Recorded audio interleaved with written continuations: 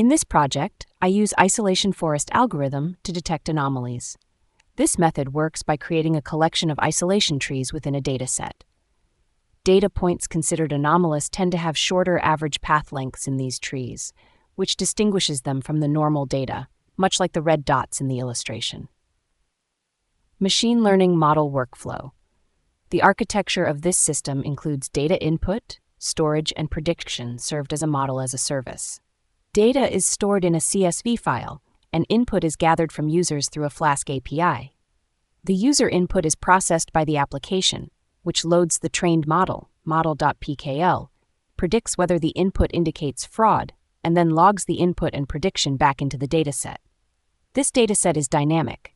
It grows over time with continued user interaction, currently starting at 1,000 rows. The Python code handles data splitting for training and testing, and saves the trained model using Jupyter Notebook, although alternatives like Pickle are also available. I chose .pkl for this project. Experiment tracking is managed using MLflow, which records experiments automatically, useful when experiments number in the thousands. It captures timestamps and supports comparing experiment performance over time.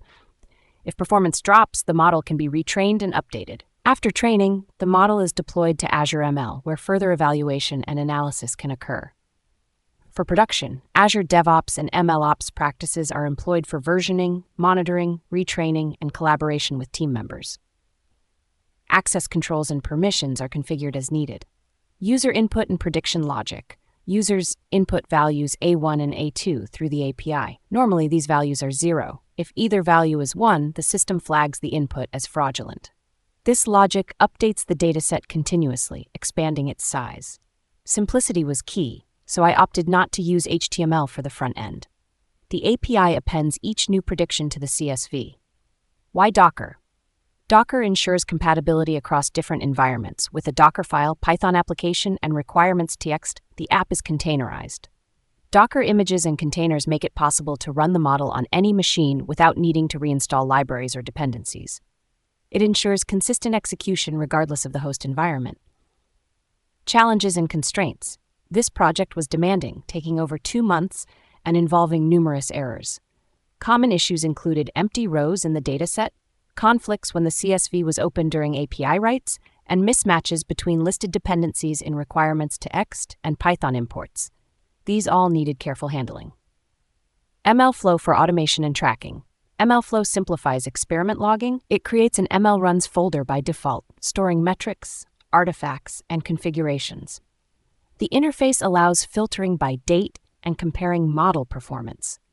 Training schedules can be automated, such as retraining every 720 hours or when the dataset surpasses 2,000 rows.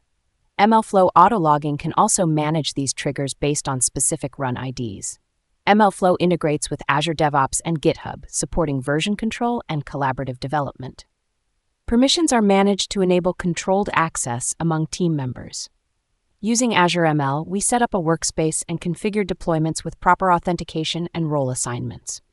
Experiments are logged and monitored, with models saved, registered, and deployed via endpoints. Conclusion: deploying models with MLflow, Azure ML, and MLOps offers powerful tools for maintaining, training, and scaling predictive analytics. It helps teams improve model performance over time and manage end-to-end machine learning workflows efficiently. Thank you, and I hope you enjoyed this presentation.